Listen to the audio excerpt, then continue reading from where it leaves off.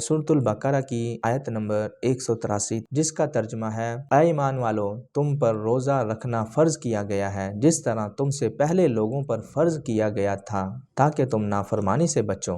محترم سامعین، روزہ ہر عاقل بالغ مسلمان پر فرض ہے۔ اس کے علاوہ جو سفر پر ہے یا کسی سخت مرض میں مبتلا ہے، صرف اس کو معافی ہے، بعد میں اس کی پھر وہ قضا کرے۔ نبی کریم صلی اللہ علیہ وآلہ وسلم کا فرمان ہے، جو شخص جھوٹ اور بیہودہ بولنا اور جھوٹ پر عمل کرنا نہ چھوڑے، اللہ تعالیٰ کو اس کے کھانے پینے کو چھوڑ دینے کی ضرورت نہیں۔ محترم سامعین، حدیث سے یہ بات ثابت ہوا کہ روزہ صرف بھوکا پیاسا رہنے کا نام نہیں، ہر وہ فعل جس سے شریعت نے منع کیا ہے اس سے باز آ جانا۔ روزے کا مطلب یہ ہے، صرف ہم سارا دن بھوکا پیاسا رہیں اور ساتھ ہم جھوٹ، فریب وغیرہ، دھوکہ دہی اور گناہ، نماز کا نہ پڑھنا، تو اس کا کوئی فائدہ نہیں ہے۔ رمضان المبارک میں ان سب کاموں سے باز رہنے کا نام روزہ ہے۔